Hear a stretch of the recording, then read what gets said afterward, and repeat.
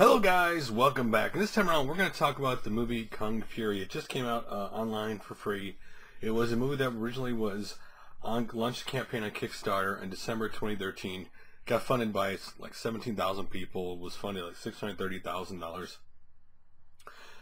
And the premise of this movie, which makes a lot of fun for me, is it's based on making basically fun of the 80s, a little early 90s in there.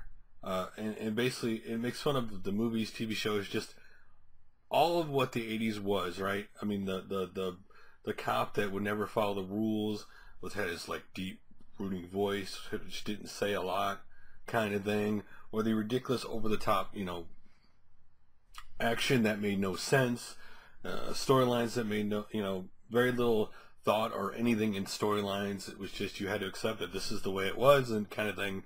And this movie has all that, but there's so many one-liners, and if you're around from the 80s, there's so much you could laugh at in this movie. The movie's only 30 minutes long, and it didn't need to be any longer. It actually is the perfect length because I actually loved the length of it. If it was any longer than that, I don't know if it would be as effective, quite honestly. And like all movies, of course, it left it open for a sequel in a way, but you have to watch that to find out what I'm talking about. If you want even more hilarity, down below I have a link to David Hasselhoff's music video, because he did a song for this movie. He does actually make a little appearance in it. What do you mean by the 80s? Just over the top, like a cop, the brilliant cop thing, but he wears a red bandana, and he weirdly looks kind of some ways like Ryu, and in some ways in the movie he looks like Johnny Cage from Mortal Kombat. Overaction, unrealistic, action, but enough for you to make fun of it. Like the fact that his partner is a triceratops called Triceracop. That the way his, I don't want to give away like the story, but again, he has to, in the trailer, if you saw the trailer for this, you know this, he's going to fight the world's greatest kung fu enemy, and that is Adolf Hitler, because he's Kung Fury, because he got struck by lightning and then bit by a cobra, and he became the chosen one, Kung Fury. That's the unrealisticness of the storyline. But the mind of me describing it, you really have to watch it, because there is so much 80s in this movie. There's so much, ridiculously but cool stuff. When you talk about hacking to time travel and stuff like that, and it reminds you of what made the 80s so fun if you're around in the 80s. And I know the 80s is kind of the point where everybody's trying to do it now and like overdo it, but in this case it was a fun way of, it merged 80s action, but there was a lot of 80s, you'd have to say, some 80s video game references in here, or things you saw, you go, hey, I know what they're trying to do here.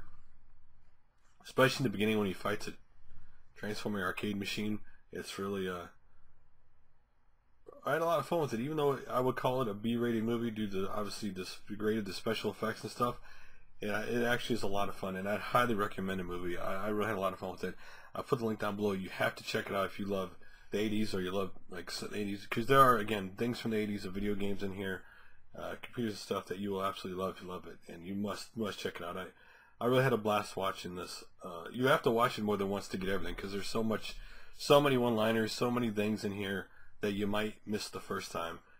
Definitely must check it out. When you have a guy who travels back in time, and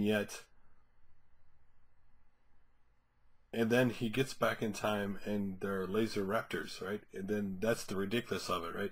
And then he gets to travel back, but before he leaves, hey, here's a way to call me or something. It's just the ridiculous of it all, which it also makes it very funny, because you look at it and you go, wow, that is so 80s, or that's so I could have seen that happening in a movie or a TV show back then, that it's funny. And it's fun to watch a movie where you don't have to, and I think it's sometimes we watch movies too much and we think too much about it, like, well, they should have done this, and this. This is one of those fun movies where you just sit back and enjoy the ride and have fun with it, and not try to overthink it, because I think sometimes if you watch movies, we overthink them too much today, or compare them to other things. And in this case, it's just a fun little Kickstarter movie that is just about having fun and about the 80s. Anyway, love to hear your guys' opinions of it after you watch it. If you have watched it or you're going to watch it, I'd love to hear your guys' opinions on it. What do you think of it? Again, it's a lot of fun. Highly recommend watching it.